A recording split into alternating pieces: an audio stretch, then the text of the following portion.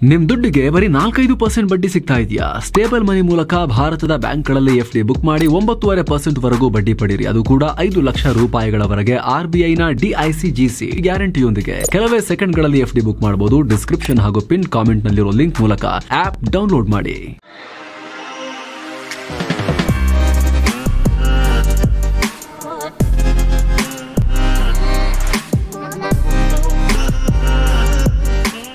Hi friends, ದಿನದ ಎಲ್ಲ ಪ್ರಮುಖ ಸುದ್ದಿಯನ್ನ ನಿಮಗೆ ತಲುಪಿಸೋ ಮಸ್ತ್ಮಗ.comನ ಫುಲ್ ನ್ಯೂಸ್ಗೆ ಸ್ವಾಗತ. ನಾನು ಅಮರ್ ಪ್ರಸಾದ್. ವಿಶ್ವದ ಅತಿದೊಡ್ಡ ಧಾರ್ಮಿಕ ಕಾರ್ಯಕ್ರಮ ಕುಂಭಮೇಳದಲ್ಲಿ ದಾಳಿ ಮಾಡೋ ಪ್ಲಾನ್ ಹಾಕಿದ್ದ ಉಗ್ರಗಾಮಿಯನ್ನ ಅರೆಸ್ಟ್ ಮಾಡಲಾಗಿದೆ. ಖಲಿಸ್ತಾನಿ ಪರ BKI ಸಂಘಟನೆಯ ಸದಸ್ಯ ಲಾಜರ್ ಮಸೀಹಾ ಅನ್ನೋನನ್ನ ಪಂಜಾಬ್ ಮತ್ತು UP ಸ್ಪೆಷಲ್ ಟಾಸ್ಕ್ ಫೋರ್ಸ್ ವಿಶೇಷ ಕಾರ್ಯಾಚರಣೆ ನಡೆಸಿ ಹಿಡಿದು ಹಾಕಿದ್ದಾರೆ. UPಯ ಕೌಶಂಬಿ ಅನ್ನೋ ಕಡೆ ಈತನನ್ನ ಹಿಡಿಯಲಾಗಿದೆ.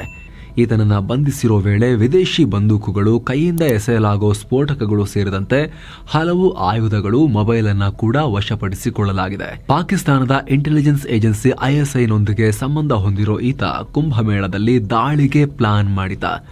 ಪ್ರಯತ್ನ ಕೂಡ ಪಟ್ಟಿದ್ದ. ಆದರೆ ಭಾರಿ ಭದ್ರತೆ ಇದ್ದಿದ್ರಿಂದ ಇದನ್ನ ಪ್ಲಾನ್ ಫೇಲ್ ಆಯಿತು ಅಂತ UP DGP ಪ್ರಶಾಂತ್ ಕುಮಾರ್ ಹೇಳಿದ್ದಾರೆ. ಅಲ್ಲದೆ ಪಂಜಾಬ್ನ ಅಮೃತ್ಸರ್ ನಿವಾಸಿಯಾಗಿದ್ದ ಈ ಉಗ್ರ ಜರ್ಮನಿಯಲ್ಲಿರೋ BKI ಮುಖ್ಯಸ್ಥ ಸ್ವರಣ್ ಸಿಂಗ್ನ ಆಪ್ತ. ಆತನ ನಿರ್ದೇಶನದಂತೆ ಕೆಲಸ ಮಾಡ್ತಾ ಇದ್ದ. ಪಾಕ್ನ ISI ಜೊತೆಗೂ ನೇರ ಲಿಂಕ್ ಹೊಂದಿದ್ದ ಅಂತ DGP ಹೇಳಿದ್ದಾರೆ. ಕುಂಭಮೇಳದ ದಿನದಲ್ಲಿ ಕೌಶಂಬಿ, ಲಕ್ನೋ ಹಾಗೂ ಕಾನ್ಪುರ ನಗರಗಳಲ್ಲಿ ಈತ ಓಡಾಡಿದ್ದ. ಈ ಈವೆಂಟ್ ಅನ್ನ ತುಂಬಾ ಹತ್ತಿರದಿಂದ ಗಮನಿಸಿದ್ದ, ಕ್ಲೋಸ್ ಮಾನಿಟರಿಂಗ್ ಮಾಡಿದ್ದ. ಆದರೆ ಹೆಚ್ಚಿನ ಭದ್ರತೆ ಇದ್ದಿದ್ರಿಂದ ಆಗಲ್ಲ ಅಂತ ಇದನ್ನು ಗೊತ್ತಾಯಿತು. ಪ್ಲಾನ್ ಉಲ್ಟಾ ಆಯಿತು. ಹೀಗಾಗಿ ಪೋರ್ಚುಗಲ್ಗೆ ಎಸ್ಕೇಪ್ ಆಗೋಕೆ ಬಯಸಿದ್ದ. ಆದರೆ ಎಲ್ಲ ಕಡೆ ಟೈಟ್ ಸೆಕ್ಯೂರಿಟಿ ಇರೋದ್ರಿಂದಲೂ ಆ ನಿರ್ಧಾರದಿಂದಲೂ ಹಿಂದೆ ಸರಿದ ಅಂತ ಅಧಿಕಾರಿಗಳು ಹೇಳಿದ್ದಾರೆ. ಅಂದಹಾಗೆ ಲಾಜರ್ನನ್ನ ಈ ಮುಂಚೆ ಒಂದ್ಸಲ ಬಂಧಿಸಲಾಗಿತ್ತು. ಆದರೆ ಕಳೆದ ವರ್ಷ ಸೆಪ್ಟೆಂಬರ್ 24ನೇ ತಾರೀಕು ಪಂಜಾಬ್ನ ನ್ಯಾಯಾಂಗ ಬಂಧನದಲ್ಲಿ ಇರುವಾಗಲೇ ಈತ ತಪ್ಪಿಸಿಕೊಳ್ಳುವಲ್ಲಿ ಯಶಸ್ವಿಯಾಗಿದ್ದ. ಅವನಿಗೋಸ್ಕರ ಹುಡುಕಾಟ ನಡೀತಾ ಇತ್ತು. ಈ ಮಧ್ಯೆ ಕುಂಭಮೇಳದಲ್ಲಿ ದಾಳಿ ಮಾಡೋಕೆ ಈತ ಪ್ಲಾನ್ ಮಾಡಿದ್ದ. ಈಗ ಕಡೆಗೂ ಕೂಡ ಪೊಲೀಸರಿಗೆ ಸಿಕ್ಕಾಕೊಂಡಿದ್ದಾನೆ. ನಿಷೇಧಿತ PFI ಸಂಘಟನೆಯೊಂದಿಗೆ ಸಂಬಂಧ ಇದೆ ಅಂತ ಹೇಳಿ SDPI ಪಕ್ಷದ ವಿರುದ್ಧ ED ಆಕ್ಷನ್ಗೆ ಇಳಿದಿದೆ. ದೇಶಾದ್ಯಂತ 10 ರಾಜ್ಯಗಳ 12 ಸ್ಥಳಗಳಲ್ಲಿ ರೇಡ್ ನಡೆಸಿದೆ. SDPI ಪಕ್ಷದ ಪ್ರಧಾನ ಕಚೇರಿ ಹಾಗೂ ಅದಕ್ಕೆ ಸಂಬಂಧಪಟ್ಟಂತಹ ಸ್ಥಳಗಳನ್ನು ಟಾರ್ಗೆಟ್ ಮಾಡಿದೆ. ಬೆಂಗಳೂರು, ದಿಲ್ಲಿ, ಕೇರಳ, ಆಂಧ್ರ, ಮಹಾರಾಷ್ಟ್ರ, ತಮಿಳುನಾಡು, ಜಾರ್ಖಂಡ್, ಕೋಲ್ಕತ್ತಾ, UP ಹಾಗೂ ರಾಜಸ್ಥಾನದಲ್ಲಿ ರೇಡ್ ಆಗಿದೆ. ಇತ್ತೀಚೆಗಷ್ಟೇ ಅಕ್ರಮ ಹಣ ವರ್ಗಾವಣೆ ಪ್ರಕರಣದಡಿಯಲ್ಲಿ SDPIನ ರಾಷ್ಟ್ರೀಯ ಅಧ್ಯಕ್ಷ MK ಫೈಜಿಯನ್ನ ದಿಲ್ಲಿಯ ಇಂದಿರಾ ಗಾಂಧಿ ಇಂಟರ್ನ್ಯಾಷನಲ್ ಏರ್ಪೋರ್ಟ್ನಲ್ಲಿ ಅರೆಸ್ಟ್ ಮಾಡಲಾಗಿತ್ತು. ಈ ಪ್ರಕರಣದ ತನಿಖಾ ಭಾಗವಾಗಿ ಈ ರೇಡ್ ನಡೆದಿದೆ. ಅಂದಹಾಗೆ ಈ SDPI ಮತ್ತು ಬ್ಯಾನ್ ಆಗಿರೋ PFI ಸಂಘಟನೆ ನಡುವೆ ಸಂಬಂಧ ಇದೆ. SDPI PFIನ ಪೊಲಿಟಿಕಲ್ ವಿಂಗ್. SDPIನ ಬಳಸಿಕೊಂಡು PFI ದೇಶದಲ್ಲಿ ಅಪರಾಧ ಕೃತ್ಯಗಳನ್ನು ನಡೆಸ್ತಾ ಇದೆ ಅಂತ ED ಆರೋಪ ಮಾಡಿತ್ತು. ನಿಮಗೆ ಗೊತ್ತಿರಬಹುದು, 2022ರಲ್ಲಿ ಕೇಂದ್ರ ಸರ್ಕಾರ ಈ PFI ಸಂಘಟನೆಯನ್ನ ಬ್ಯಾನ್ ಮಾಡಿತ್ತು. ಉಗ್ರ ಚಟುವಟಿಕೆಯಲ್ಲಿ ಭಾಗಿಯಾಗಿದ್ದಾರೆ ಅಂತ ಈ ಕ್ರಮ ತಗೊಳ್ಳಲಾಗಿತ್ತು. ಆದರೆ PFI SDPI ಮೂಲಕ ತನ್ನ ಕೆಲಸ ಮುಂದುವರೆಸಿದೆ ಅನ್ನೋ ಆರೋಪಗಳಿದ್ವು. ಈಗ ಎನ್ಫೋರ್ಸ್ಮೆಂಟ್ ಡೈರೆಕ್ಟರೇಟ್ ಆಕ್ಷನ್ಗಿಳಿದಿದೆ. ಇದಕ್ಕೀಗ SDPI ಕರ್ನಾಟಕ ಘಟಕದ ರಾಜ್ಯಾಧ್ಯಕ್ಷ ಅಬ್ದುಲ್ ಮಜೀದ್ ಪ್ರತಿಕ್ರಿಯೆ ಕೊಟ್ಟು ಮೋದಿ ಸರ್ಕಾರ ದ್ವೇಷ ರಾಜಕಾರಣ ಮಾಡ್ತಿದೆ ಅಂತ ಕಿಡಿಕಾರಿದ್ದಾರೆ. ಟ್ರಂಪ್ ಭಾರತದ ಮೇಲೆ ರೆಸಿಪ್ರೊಕಲ್ ಟ್ಯಾರಿಫ್ ಹಾಕ್ತೀವಿ ಅಂತ ಹೇಳಿದ್ರು. ಅಂದ್ರೆ ನೀವೆಷ್ಟು ಹಾಕ್ತಿರೋ ಅಷ್ಟೇ ನಾವು ಹಾಕ್ತೀವಿ ಅಂತ ರೆಡಿ ಆಗಿದ್ರು. ಇದರ ನಡುವೆ ಇನ್ನೊಂದು ಸ್ಫೋಟಕ ಮಾಹಿತಿ ಈಗ ಬರ್ತಾ ಇದೆ. 2 ರಾಷ್ಟ್ರಗಳ ಮಧ್ಯೆ ಆಲ್ಮೋಸ್ಟ್ ಎಲ್ಲ ವಸ್ತುಗಳ ಮೇಲೆ 0 ಟ್ಯಾರಿಫ್ ಹಾಕೋ ಬಗ್ಗೆ ಅಮೆರಿಕ ಭಾರತದ ಹತ್ರ ಕೇಳಿದೆ ಅಂತ ರಿಪೋರ್ಟ್ ಆಗ್ತಾ ಇದೆ. ಇದರಲ್ಲಿ ಕೃಷಿ ಸರಕು ಬಿಟ್ಟು ಉಳಿದಿದ್ದೆಲ್ಲವೂ ಕೂಡ ಇರುತ್ತೆ ಅಂತ ಹೇಳಲಾಗ್ತಿದೆ. ಸದ್ಯ 2 ದೇಶಗಳ ನಡುವೆ $129.2 ಬಿಲಿಯನ್ ಅಂದ್ರೆ $11.24 ಲಕ್ಷ ಕೋಟಿ ರೂಪಾಯಿ ವ್ಯಾಪಾರ ನಡೀತಾ ಇದೆ. ಅಮೆರಿಕ ನಮಗೆ $41 ಬಿಲಿಯನ್ ರಫ್ತು ಮಾಡಿದ್ರೆ ನಾವು ಅವರಿಗೆ $87 ಬಿಲಿಯನ್ ರಫ್ತು ಮಾಡಿದ್ದೀವಿ. ಈ ಪೈಕಿ ನಮ್ಮ ಒಟ್ಟಾರೆ ಉತ್ಪನ್ನಗಳ ಮೇಲೆ ಅಮೆರಿಕ ಸರಾಸರಿ 8.2% ಟ್ಯಾರಿಫ್ ಹೇರ್ತಾ ಇದೆ. ಆದರೆ ನಾವು ಅಮೆರಿಕನ್ ವಸ್ತುಗಳ ಮೇಲೆ ಸರಾಸರಿ 11% ಟ್ಯಾರಿಫ್ ಹಾಕ್ತಾ ಇದ್ದೀವಿ.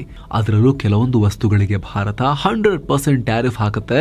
ಇವರು ಟ್ಯಾರಿಫ್ ಕಿಂಗ್ಗಳು ಅಂತ ಟ್ರಂಪ್ ಭಾರತದ ಮೇಲೆ ಆರೋಪ ಮಾಡ್ತಿದ್ದಾರೆ. ಹೀಗಾಗಿ ಎಲ್ಲವನ್ನ ಕೃಷಿ ಉತ್ಪನ್ನ ಬಿಟ್ಟು ಎಲ್ಲವನ್ನ ನೀವು ಝೀರೋ ಟ್ಯಾಕ್ಸ್ ಮಾಡಿ ನಾವು ಝೀರೋ ಮಾಡ್ತೀವಿ ಅಂತ ಅಮೆರಿಕ ಭಾರತದ ಮುಂದೆ ಪ್ಲಾನ್ ಇಟ್ಟಿದೆ ಅಂತ CNBC ರಿಪೋರ್ಟ್ ಮಾಡಿದೆ. ಇಲ್ಲಿ ಕೃಷಿ ಉತ್ಪನ್ನಗಳನ್ನ ಒಂದು ಬಿಡೋಕೆ ಲೆಕ್ಕಾಚಾರ ಇದೆ ಅಂತ. ಆದರೆ ಇದು ಬಹಳ ಮ್ಯಾಟರ್ ಆಗ್ಲಿಕ್ಕಿಲ್ಲ. ಯಾಕಂದ್ರೆ ಕೃಷಿ ಉತ್ಪನ್ನಗಳ ವ್ಯಾಪಾರ $5 ಬಿಲಿಯನ್ ದಾಟಲ್ಲ. ಭಾರತದಿಂದ ಅಮೆರಿಕಗೆ $3 ಬಿಲಿಯನ್ ಮೌಲ್ಯದ ಕೃಷಿ ಉತ್ಪನ್ನ ರಫ್ತಾದ್ರೆ ನಾವು ಅಮೆರಿಕದಿಂದ $1.73 ಬಿಲಿಯನ್ ಮೌಲ್ಯದ ಕೃಷಿ ಉತ್ಪನ್ನಗಳನ್ನ ತರಿಸ್ಕೊಳ್ತಾ ಇದ್ದೀವಿ. ಸೊ ನಾವು ಅಮೆರಿಕದಿಂದ ತರಿಸ್ಕೊಳ್ತಿರೋದು ಹೆಚ್ಚಾಗಿ ಆಟೋಮೊಬೈಲ್, ಮಷಿನರಿ, ಎಲೆಕ್ಟ್ರಾನಿಕ್ಸ್ ವಸ್ತುಗಳನ್ನ. ಹೀಗಾಗಿ ಮುಂದೆ ಅಮೆರಿಕದ ಈ ವಸ್ತುಗಳ ಮೇಲೆ ಭಾರತ ಕಮ್ಮಿ ಟ್ಯಾರಿಫ್ ಹೇರಬೇಕಾಗತ್ತೆ. ಇದರಿಂದ ದೇಶದಲ್ಲಿ ಈ ವಸ್ತುಗಳ ಬೆಲೆ ಚೀಪ್ ಆದ್ರೂ ಕೂಡ ಸ್ವದೇಶಿ ಉತ್ಪಾದಕರಿಗೆ ಇದರಿಂದ ಹೊಡೆತ ಬೀಳಬಹುದು. ವಿಶೇಷವಾಗಿ ಆಟೋಮೊಬೈಲ್ ಸೆಕ್ಟರ್ ಸ್ವಲ್ಪ ಆತಂಕದಿಂದ ಇದೆ. ಹಾಗಾಗಿ ಸ್ವಲ್ಪ ಕಮ್ಮಿ ಮಾಡಬಹುದು ಭಾರತ, ಝೀರೋ ಎಲ್ಲ ಮಾಡಲ್ಲ ಬಿಡಿ ಅಂತ ತಜ್ಞರು ವಿಶ್ಲೇಷಣೆ ಮಾಡ್ತಿದ್ದಾರೆ. ಅಮೆರಿಕ ಕೇಳದಂಗೆಲ್ಲ ಮಾಡಲ್ಲ ಇವರು ಅಂತ ವಿಶ್ಲೇಷಣೆ ಮಾಡಲಾಗ್ತಿದೆ. ಆದರೆ ಈಗ ಆಲ್ರೆಡಿ ಟ್ಯಾರಿಫ್ ಅನ್ನ ಝೀರೋಗೆ ಇಳಿಸೋ ಕುರಿತು ಸ್ಥಳೀಯ ಕಾರು ತಯಾರಿಕಾ ಕಂಪನಿಗಳೊಂದಿಗೆ ಭಾರತದ ಅಧಿಕಾರಿಗಳು ಮಾತುಕತೆ ನಡೆಸಿದ್ದಾರೆ ಅನ್ನೋ ರಿಪೋರ್ಟ್ಸ್ ಕೂಡ ಪ್ರತ್ಯೇಕವಾಗಿ ಬರ್ತಾ ಇದಾವೆ. ಹೀಗಾಗಿ ಸಾಕಷ್ಟು ಕನ್ಫ್ಯೂಷನ್ ಇದೆ. ಝೀರೋ ಟ್ಯಾರಿಫ್ ಆಗ್ಬಿಡುತ್ತಾ, ಒಂಥರ ಫ್ರೀ ಟ್ರೇಡ್ ಅಗ್ರಿಮೆಂಟ್ ತರ ಆಗ್ಬಿಡುತ್ತಾ ಅಮೆರಿಕ ಮತ್ತು ಭಾರತ ಮಧ್ಯೆ. ಆದರೂ ಕೂಡ ಈ ಒಪ್ಪಂದದಲ್ಲಿ ಏನೆಲ್ಲ ಅಂಶಗಳಿರುತ್ತೆ, ಲಾಭ ನಷ್ಟದ ಲೆಕ್ಕಾಚಾರ ಏನು, ಯಾರಿಗೆ ಏನು ಗೇನ್ ಆಗುತ್ತೆ, ಏನು ಲಾಸ್ ಆಗುತ್ತೆ, ಈ ರೀತಿ ಬಹಳ ಕುತೂಹಲ ಇದೆ. ಈಗ ಸದಾ ಒಂದಿಲ್ಲೊಂದು ಹಗರಣಗಳಿಂದ ಸುದ್ದಿಯಾಗೋ ಕರ್ನಾಟಕ ಲೋಕಸೇವಾ ಆಯೋಗ ಅಥವಾ KPSC ವಿಚಾರವಾಗಿ ರಾಜ್ಯ ಸರ್ಕಾರ ದೊಡ್ಡ ಹೆಜ್ಜೆ ಇಟ್ಟಿದೆ. KPSC ಕಾಯ್ದೆ 1959ಕ್ಕೆ KPSC ಆಕ್ಟ್ ಇದಕ್ಕೆ ತಿದ್ದುಪಡಿ ತರೋಕೆ ಸಚಿವ ಸಂಪುಟ ತೀರ್ಮಾನಿಸಿದೆ. ಇದರ ಪ್ರಕಾರ ಇನ್ನು ಮುಂದೆ ಗೆಜೆಟೆಡ್ ಪ್ರೊಬೇಷನರಿ ಹುದ್ದೆಗಳ ನೇಮಕಾತಿಗೆ ರಾಜ್ಯ ಗೆಜೆಟೆಡ್ ಪ್ರೊಬೇಷನರ್ಸ್ ನೇಮಕಾತಿ ನಿಯಮದಂತೆ ಸಂದರ್ಶನ ನಡೆಸಬೇಕಾಗುತ್ತೆ. ಪ್ರಸ್ತುತ ನಿಯಮದ ಪ್ರಕಾರ ಆಯೋಗ ನಿಯೋಜಿಸಿರೋ 2 ಅಥವಾ ಹೆಚ್ಚು ಸದಸ್ಯರು ಅಭ್ಯರ್ಥಿಗಳ ಇಂಟರ್ವ್ಯೂ ಮಾಡ್ತಿದ್ದಾರೆ. ಆಮೇಲೆ ಇದನ್ನ ಆಯೋಗದ ಮುಂದೆ ಮಂಡಿಸಿ ಅಲ್ಲಿ ನಿರ್ಧಾರ ತಗೊಳ್ಳಲಾಗ್ತಿದೆ. ಇದರಿಂದ ಪಕ್ಷಪಾತ ಆಗ್ತಾ ಇದೆ, ಭ್ರಷ್ಟಾಚಾರ ಆಗ್ತಾ ಇದೆ, ಸಿಕ್ಕಾಪಟ್ಟೆ ಆರೋಪ ಅಲ್ಲ ಆಗ್ತಾ ಇದೆ. ಇದ್ರ ಬಗ್ಗೆ ಎವಿಡೆನ್ಸ್ ಕೂಡ ಇತ್ತು, ತನಿಖೆ ಎಲ್ಲ ಆಗ್ತಿದೆ. ಪ್ರತಿ ಸಲ ಗಲಾಟೆ, ಒಳ್ಳೆ ಕರ್ಮಕಾಂಡದ ಕೂಟ ಆಗಿತ್ತು ಇದು. ಆದರೆ ಈಗ ಫೈನಲಿ ಒಂದಷ್ಟು ಬದಲಾವಣೆಗೆ ಸರ್ಕಾರ ಹೆಜ್ಜೆ ಇಟ್ಟಿದೆ. ಫಸ್ಟ್ ಈ ಕೆಲಸ ಮಾಡಿ ಪುಣ್ಯ ಕಟ್ಕೊಳ್ಳಿ, ಫುಲ್ ರಿಫಾರ್ಮ್ ಮಾಡಿ. ವಿದ್ಯಾರ್ಥಿಗಳಿಗೆ ಬಹಳ ಹಿಂಸೆ ಆಗೋಗಿದೆ, ಜೀವನನೇ ಹಿಂಸೆ ಆಗೋಗಿದೆ ಈ KPSC ಇಂದಾಗಿ. ಇನ್ನು ಮುಂದೆ ಅಂತಿಮ ನಿರ್ಧಾರ ತಗೊಳ್ಳೋಕೆ ಆಯೋಗದ ಸಭೆಗೆ ಅಧ್ಯಕ್ಷರು ಇರಬೇಕು ಅಂತ ಉಲ್ಲೇಖ ಮಾಡಲಾಗಿದೆ. ಅವರನ್ನೂ ಸೇರಿಸಿ ಒಟ್ಟು ಸದಸ್ಯರ ಪೈಕಿ 50% ಕೋರಂ ಅಗತ್ಯ ಅಂತ ಹೇಳಲಾಗಿದೆ. ಅಲ್ಲದೆ ಆಯೋಗದ ಎಲ್ಲ ನಿರ್ಣಯಗಳು ಎಲ್ಲ ಸದಸ್ಯರಿಗೂ ಮುಕ್ತವಾಗಿರಬೇಕು. ಯಾವ ಸದಸ್ಯರಿಗೆ ಇದರ ವಿರುದ್ಧ ಅಭಿಪ್ರಾಯ ಇದ್ರೆ ಅದನ್ನ ಸಕಾರಣ ಸಮೇತ ದಾಖಲು ಮಾಡಬೇಕು ಅಂತ ಕೂಡ ಹೇಳಿದೆ. ಮತ್ತೊಂದು ಕಡೆ ಕರ್ನಾಟಕ ಪರೀಕ್ಷಾ ಪ್ರಾಧಿಕಾರ KEA ನಡೆಸೋ ಸ್ಪರ್ಧಾತ್ಮಕ ಪರೀಕ್ಷೆಗಳಿಗೂ ಒಂದಷ್ಟು ಚೇಂಜಸ್ ತರಲಾಗಿದೆ. ಒಂದು ಪ್ರಶ್ನೆಗೆ ಉತ್ತರ ಆಯ್ಕೆ ಮಾಡೋದಕ್ಕೆ 4 ಆಯ್ಕೆ ಬದಲಾಗಿ 5 ಆಯ್ಕೆ ಕೊಡೋಕೆ ಮುಂದಾಗಿದ್ದಾರೆ. ಆದರೆ CET ಪರೀಕ್ಷೆಯಲ್ಲಿ ಮಾತ್ರ 4 ಆಯ್ಕೆಗಳೇ ಮುಂದುವರಿಯುತ್ತೆ ಅನ್ನೋ ಮಾಹಿತಿಯನ್ನ KEA ನೀಡಿದೆ. ಕರ್ನಾಟಕದಲ್ಲಿ ಇಲ್ಲಿವರೆಗೂ 137 ಅಕ್ರಮ ವಲಸಿಗರನ್ನ ಪತ್ತೆ ಹಚ್ಚಿ ಅವರನ್ನ ಅರೆಸ್ಟ್ ಮಾಡಲಾಗಿದೆ. ಆ ಪೈಕಿ 25 ಜನ ಮಾತ್ರ ಪಾಕ್ ಪ್ರಜೆಗಳು, ಉಳಿದವರೆಲ್ಲ ಬಾಂಗ್ಲಾದೇಶೀಯರು. ಈ ಬಗ್ಗೆ ಬಾಂಗ್ಲಾ ಹಾಗೂ ಪಾಕಿಸ್ತಾನ ರಾಯಭಾರ ಕಚೇರಿಗಳನ್ನ ಸಂಪರ್ಕಿಸಿ ಮಾಹಿತಿ ಕೊಡಲಾಗಿದೆ ಅಂತ ಗೃಹ ಮಂತ್ರಿ ಡಾಕ್ಟರ್ G. ಪರಮೇಶ್ವರ್ ಹೇಳಿದ್ದಾರೆ. ಇದರಲ್ಲಿ ಬೆಂಗಳೂರಲ್ಲಿ ಅತಿ ಹೆಚ್ಚು 84 ಜನರನ್ನ ಬಂಧಿಸಲಾಗಿದೆ ಅಂತ ಸಚಿವರು ವಿಧಾನಸಭೆಯಲ್ಲಿ ಮಾಹಿತಿ ಕೊಟ್ಟಿದ್ದಾರೆ. ಏನೋ ಬೆಂಗಳೂರಲ್ಲಿ ಭಾರತೀಯ ವಾಯುಪಡೆಗೆ ಕೊಟ್ಟಿದ್ದ 444 ಎಕರೆ ಜಾಗವನ್ನ ವಾಪಸ್ ಪಡೆಯಲು ಅರಣ್ಯ ಸಚಿವ ಈಶ್ವರ್ ಖಂಡ್ರೆ ಅಧಿಕಾರಿಗಳಿಗೆ ಸೂಚಿಸಿದ್ದಾರೆ. ವಾಯುಪಡೆಗೆ ಕೊಟ್ಟಿದ್ದ 444 ಎಕರೆ ಜಾಗವನ್ನ ವಾಪಸ್ ಪಡೆಯಿರಿ ಅಂತ ಕರ್ನಾಟಕ ಸರ್ಕಾರದ ಅರಣ್ಯ ಸಚಿವ ಈಶ್ವರ್ ಖಂಡ್ರೆ ಸೂಚಿಸಿದ್ದಾರೆ. ಪೀಣ್ಯ ಮತ್ತು ಜರಕಬಂಡೆ ಅನ್ನೋ ಪ್ರದೇಶದ 570 ಎಕರೆ ಭೂಮಿಯನ್ನ 1987ರಲ್ಲಿ ಭಾರತೀಯ ವಾಯುಪಡೆಗೆ ಕೊಡಲಾಗಿತ್ತು. ಆದರೆ 2017ರಲ್ಲಿ ಈ ಪ್ರದೇಶವನ್ನ ರಿಸರ್ವ್ ಫಾರೆಸ್ಟ್ ಅಂತ ಗುರುತಿಸಿ ಸ್ಯಾಂಕ್ಷನ್ ಮಾಡಿದ್ದ ಭೂಮಿಯಲ್ಲಿ 452 ಎಕರೆಯನ್ನ ಕ್ಯಾನ್ಸಲ್ ಮಾಡಲಾಗಿತ್ತು. ಆದರೆ ಭಾರತೀಯ ವಾಯುಪಡೆ ಫಾರೆಸ್ಟ್ ಕ್ಲಿಯರೆನ್ಸ್ ಪಡೆಯದೆ ಈ ಪ್ರದೇಶದಲ್ಲಿ ಮಾರ್ಚ್ 1ರಿಂದ ಕೆಲ ನಿರ್ಮಾಣ ಕಾರ್ಯವನ್ನ ಶುರು ಮಾಡಿತ್ತು. ಹೀಗಾಗಿ ಈ ಜಾಗವನ್ನ ವಾಪಸ್ ಪಡೆಯುವಂತೆ ಅರಣ್ಯ ಸಚಿವರು ಅಧಿಕಾರಿಗಳಿಗೆ ಸೂಚನೆ ಕೊಟ್ಟಿದ್ದಾರೆ. ವಾಯುಪಡೆ ಏನೇ ನಿರ್ಮಾಣ ಮಾಡಿದ್ರೂ ಕೂಡ ಅವರೇನು ಸ್ವಂತ ಅಲ್ಲಿ ಅಂಗಡಿ ಇಡೋಕೆ ಅಥವಾ ಏನೋ ಒಂದು ಶಾಪಿಂಗ್ ಮಾಲ್ ಕಟ್ಟೋಕೆ ಮಾಡ್ತಾರೆ ಅಂತ ಅನ್ನಿಸ್ತಾ ಇಲ್ಲ.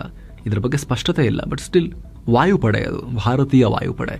ಹಾಗಾಗಿ ಸರ್ಕಾರ ಸ್ವಲ್ಪ ಕೇರ್ಫುಲ್ ಆಗಿ ಏನು ನಿರ್ಮಾಣ ಮಾಡ್ತಿದ್ದಾರೆ, ಅದರ ಉದ್ದೇಶ ಏನು, ಏನಾದರೂ ಸಣ್ಣ ಪುಟ್ಟ ಲೀಗಲ್ ಇಶ್ಯೂಸ್, ಪರ್ಮಿಷನ್ ತಗೋಬೇಕಾಗಿತ್ತು, ಕ್ಲಿಯರೆನ್ಸ್ ಪಡಿಬೇಕಾಗಿತ್ತು, ಅವೆಲ್ಲ ಇದ್ರೆ ಅದಕ್ಕೆ ಬೇರೆ ವೇ ಇದೆಯಾ ಅಂತ ನೋಡಬೇಕು ಅಂತ ಕಾಣುತ್ತೆ. ಅದರ್ವೈಸ್ ಸುಮ್ಮನೆ ಅನ್ನೆಸೆಸರಿ ಭಾರತೀಯ ವಾಯುಪಡೆ ಮತ್ತು ರಾಜ್ಯ ಸರ್ಕಾರದ ನಡುವೆ ಜಟಾಪಟಿ ತರ ಆ ರೀತಿ ಸೀನ್ ಬರದೇ ಇರಲಿ ಅಂತ ನಾವು ಆಶಿಸೋಣ. ಇಲ್ಲಿ ಏನು ಬಸ್ ಮತ್ತು ಮೆಟ್ರೋ ದರ ಬಳಿಕ ಈಗ ನಂದಿನಿ ಹಾಲಿನ ದರ ಏರಿಕೆ ಮಾಡೋಕೆ ರಾಜ್ಯ ಸರ್ಕಾರ ಮುಂದಾಗಿದೆ.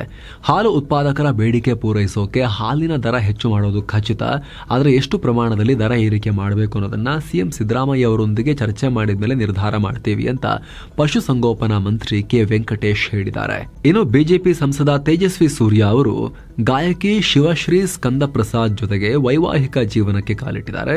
ಕನಕಪುರ ರಸ್ತೆ ಖಾಸಗಿ ರೆಸಾರ್ಟ್ನಲ್ಲಿ ಈ ಮದುವೆ ಕಾರ್ಯಕ್ರಮ ನಡೆದಿದೆ. ಉತ್ತರ ಪ್ರದೇಶದ ಅಲಿಗಢ ಮುಸ್ಲಿಂ ವಿಶ್ವವಿದ್ಯಾಲಯದ ಕ್ಯಾಂಪಸ್ನಲ್ಲಿ ಹೋಳಿ ಆಚರಣೆಗೆ ಅನುಮತಿ ಕೊಡೋಕೆ ನಿರಾಕರಿಸಿರುವ ವಿಚಾರ ವಿವಾದಕ್ಕೆ ಕಾರಣವಾಗಿದೆ. ಯೂನಿವರ್ಸಿಟಿಯ ಆಡಳಿತ ಹಿಂದೂಗಳ ವಿಚಾರದಲ್ಲಿ ತಾರತಮ್ಯ ಮಾಡ್ತಾ ಇದೆ ಅಂತ ವಿದ್ಯಾರ್ಥಿಗಳು ಆರೋಪಿಸಿದ್ದಾರೆ. 2 ಪ್ರತ್ಯೇಕ ಕೊಲೆ ಪ್ರಕರಣಗಳಲ್ಲಿ ಯುನೈಟೆಡ್ ಅರಬ್ ಎಮಿರೇಟ್ಸ್ನಲ್ಲಿ ಕೇರಳ ಮೂಲದ 2 ವ್ಯಕ್ತಿಗಳಿಗೆ ಗಲ್ಲು ಶಿಕ್ಷೆ ಕೊಡಲಾಗಿದೆ. ವಿದೇಶಾಂಗ ಇಲಾಖೆ ಈ ಮಾಹಿತಿ ನೀಡಿದೆ. ಶಿಕ್ಷೆಗೊಳಗಾದವರನ್ನ ಮೊಹಮ್ಮದ್ ರಿನಾಶ್ ಅರಂಗಿಲೊಟ್ಟು ಹಾಗೂ ಮುರಳೀಧರನ್ ಪೆರಂತಟ್ಟ ಅಂತ ಗುರುತಿಸಲಾಗಿದೆ. ಟೀಮ್ ಇಂಡಿಯಾ ವೇಗಿ ಮೊಹಮ್ಮದ್ ಶಮಿ ಆಸ್ಟ್ರೇಲಿಯಾ ಮ್ಯಾಚ್ ಇದ್ದಾಗ ರಂಜಾನ್ ಉಪವಾಸ ಮಾಡಿಲ್ಲ, ಜ್ಯೂಸ್ ಕುಡಿದ್ರು, ಅವರು ಧರ್ಮ ವಿರೋಧಿ ಅನ್ನೋ ರೀತಿಯಲ್ಲಿ ದೊಡ್ಡ ಗಲಾಟೆಯನ್ನು ಎಬ್ಸಲಾಗಿದೆ. ಮುಸ್ಲಿಂ ಧರ್ಮಗುರು ಮೌಲಾನಾ ಶಹಾಬುದ್ದೀನ್ ರಜ್ವಿ ಈ ಆರೋಪ ಮಾಡಿದ್ದಾರೆ. ಶಮಿಯನ್ನ ಒಬ್ಬ ಕ್ರಿಮಿನಲ್ ಅಂತ ಕರೆದಿದ್ದಾರೆ. ಧಾರ್ಮಿಕ ತತ್ವಗಳಿಗೆ ವಿರುದ್ಧವಾಗಿ ನಡ್ಕೊಂಡಿದ್ದಾರೆ, ಪಾಪದ ಕೆಲಸ ಇದು ಅಂತ ಹೇಳಿದ್ದಾರೆ. ಆದ್ರೆ ಶಮಿಗೆ ಅವರ ಸಮುದಾಯದ ಒಳಗಿನಿಂದ ದೊಡ್ಡ ಸಪೋರ್ಟ್ ಕೂಡ ವ್ಯಕ್ತ ಆಗಿದೆ. ಇದರಲ್ಲೇನು ತಪ್ಪಿಲ್ಲ ಅಂತ. ಇದಕ್ಕೆ ಸಂಬಂಧಪಟ್ಟಂತೆ ಪ್ರತ್ಯೇಕ ವರದಿಯನ್ನು ನಾವು ಮಾಡಿದ್ದೀವಿ. ಫುಲ್ ನ್ಯೂಸ್ ಎಂಡ್ ನಲ್ಲಿ ಅದನ್ನ ಸ್ಕ್ರೀನ್ ಮೇಲೆ ತರ್ತೀವಿ. ಟ್ಯಾಪ್ ಮಾಡೋ ಮೂಲಕ ನೀವು ಫುಲ್ ನ್ಯೂಸ್ ಮುಗಿತಾ ಆ ವರದಿಯನ್ನ ಕೂಡ ನೋಡಬಹುದು. ಏನೋ ಭಾರತದ ಷೇರುಪೇಟೆಯಲ್ಲಿ ಇವತ್ತು ಕೂಡ ಗೋಳಿ ಆರ್ಭಟಿಸಿದೆ. ಷೇರುಪೇಟೆ ಗ್ರೀನ್ ನಲ್ಲಿ ಎಂಡ್ ಆಗಿದೆ. 609 ಪಾಯಿಂಟ್ಸ್ ರೈಸ್ ಆಯಿತು, 74,340 ತಲುಪಿತು. ನಿಫ್ಟಿ 207 ಪಾಯಿಂಟ್ಸ್ ರೈಸ್ ಆಯಿತು, 22,544 ತಲುಪಿತು. ಅರ್ಲಿ ಟ್ರೇಡಿಂಗ್ ವೇಳೆ ಷೇರುಪೇಟೆಯಲ್ಲಿ ಸ್ವಲ್ಪ ವಾಲಾಟಿಲಿಟಿ ಇತ್ತು, ಆದರೆ ಟ್ರೇಡಿಂಗ್ ಕೊನೆಯಲ್ಲಿ ಷೇರುಪೇಟೆ ಚೆನ್ನಾಗಿ ಪರ್ಫಾರ್ಮ್ ಮಾಡಿತು. ಅಮೆರಿಕ ಅಧ್ಯಕ್ಷ ಡೊನಾಲ್ಡ್ ಟ್ರಂಪ್ ಆಟೋ ಕಂಪನಿಗಳಿಗೆ ಕೆನಡಾ ಮತ್ತು ಮೆಕ್ಸಿಕೋ ಟ್ಯಾರಿಫ್ನಿಂದ 1 ತಿಂಗಳ ಕಾಲ ವಿನಾಯಿತಿಯನ್ನು ಕೊಟ್ಟರು. ಮುಂದಿನ ದಿನಗಳಲ್ಲಿ ಅಮೆರಿಕ ಹೀಗೆ ಟ್ಯಾರಿಫ್ನಿಂದ ವಿನಾಯಿತಿ ಕೊಡೋ ಸಾಧ್ಯತೆ ಇದೆ ಅನ್ನೋ ರಿಪೋರ್ಟ್ಸ್ ಬರ್ತಾ ಇದೆ. ಸುಮ್ಮನೆ ಹೆದರಿಸ್ಲಿಕ್ಕೆ ಟ್ರಂಪ್ ಹಿಂಗೆ ಮಾಡ್ತಿದ್ದಾರೆ ಅಂತೆಲ್ಲ ವಿಶ್ಲೇಷಣೆ ಇದೆ. ಇದರಿಂದ ಏಷ್ಯನ್ ಮಾರ್ಕೆಟ್ಗೆ ದೊಡ್ಡ ರಿಲೀಫ್ ಸಿಕ್ಕಿದೆ. ಹೂಡಿಕೆದಾರರು ಆಕ್ಟಿವ್ ಆಗಿದ್ದಾರೆ. ಇನ್ನು ಕಳೆದ ಹಲವು ಸೆಷನ್ಗಳಲ್ಲಿ ಭಾರತದ ಷೇರುಪೇಟೆಯಲ್ಲಿ ಸ್ಟಾಕ್ಗಳ ಭಾರಿ ಸೆಲ್ ಆಫ್ ಆಗಿತ್ತು. ಇದರಿಂದ ಕಮ್ಮಿ ರೇಟ್ಗೆ ಸ್ಟಾಕ್ಗಳು ಸಿಗ್ತಾ ಇದ್ದಾವೆ ಅಂತ ಹೇಳಿ ಹೂಡಿಕೆದಾರರು ಮತ್ತೆ ಬಾಟಮ್ ಫಿಶಿಂಗ್ ಮಾಡ್ತಾ ಇದ್ರು. ಅಂದರೆ ಕಮ್ಮಿ ರೇಟಲ್ಲಿ ಸ್ಟಾಕ್ಗಳನ್ನು ಬೈ ಮಾಡೋಕೆ ಹುಡುಕ್ತಾ ಇದ್ರು. ಸೊ ಇದು ಕೂಡ ಮಾರ್ಕೆಟ್ ಮತ್ತೆ ಪಿಕಪ್ ಆಗೋಕೆ ಕಾರಣ ಆಯಿತು. ಏಷ್ಯನ್ ಪೇಂಟ್ಸ್, ಕೋಲ್ India, Hindalco industries, BPCL, NTPC ಕೂಡ ಲಾಭ ಮಾಡಿಕೊಂಡಿವೆ. ಆದರೆ tech Mahindra, Trent, Bharat electronics, HDFC life, Kotak Mahindra bank loss ಮಾಡಿಕೊಂಡಿವೆ. ಇನ್ನು ಡಾಲರ್ ಮುಂದೆ ರೂಪಾಯಿ ಮೌಲ್ಯ 6 ಪೈಸೆ ಕಮ್ಮಿಯಾಗಿ 87 ರೂಪಾಯಿ 12 ಪೈಸೆಯಾಗಿದೆ. ಇನ್ನು ಚಿನ್ನ ಮತ್ತು ಬೆಳ್ಳಿ ಬೆಲೆ ವಿಚಾರಕ್ಕೆ ಬಂದರೆ 24 ಕ್ಯಾರೆಟ್ನ 10 ಗ್ರಾಂ ಚಿನ್ನದ ಬೆಲೆಯಲ್ಲಿ 424 ರೂಪಾಯಿ ಕಮ್ಮಿಯಾಗಿ 85,876 ರೂಪಾಯಿ ಆಗಿದೆ. 22 ಕ್ಯಾರೆಟ್ನ 10 ಗ್ರಾಂ ಚಿನ್ನದ ಬೆಲೆಯಲ್ಲಿ 391 ರೂಪಾಯಿ ಕಮ್ಮಿಯಾಗಿ 78,660 ರೂಪಾಯಿ ಆಗಿದೆ. 1 ಕೆಜಿ ಬೆಳ್ಳಿ ಬೆಲೆಯಲ್ಲಿ 467 ರೂಪಾಯಿ ಹೆಚ್ಚಾಗಿ 96,460 ರೂಪಾಯಿ ಆಗಿದೆ. ಸೊ ಫ್ರೆಂಡ್ಸ್, ಇದಾಗಿತ್ತು ಇವತ್ತಿನ ಫುಲ್ ನ್ಯೂಸ್. ನಾವು ಕೊಯ್ದಿಲ್ಲ, ಎಳೆದಿಲ್ಲ, ಕಿರ್ಚಾಡಿಲ್ಲ, ಬರೀ ಸುದ್ದಿಯ ರೀತಿಯಲ್ಲಿ ನಿಮಗೆ ತಲುಪಿಸುವ ಪ್ರಯತ್ನವನ್ನ ಮಾಡಿದ್ದೀವಿ. ನಮ್ಮ ಈ ಪ್ರಯತ್ನ ನಿಮಗೆ ಇಷ್ಟ ಆಗ್ತಾ ಇದ್ರೆ ದಯವಿಟ್ಟು mastmaga.com ನ ಚಾನಲ್ಗೆ ಸಬ್ಸ್ಕ್ರೈಬ್ ಮಾಡಿ, ಪಕ್ಕದ ಬೆಲ್ ಐಕಾನ್ ಮೇಲೆ ಕ್ಲಿಕ್ ಮಾಡೋದನ್ನ ಯಾವುದೇ ಕಾರಣಕ್ಕೂ ಮರಿಬೇಡಿ. Thank you so much. ಮತ್ತೆ ಭೇಟಿ ಆಗ್ತಿರೋಣ. ನಮಸ್ತೆ.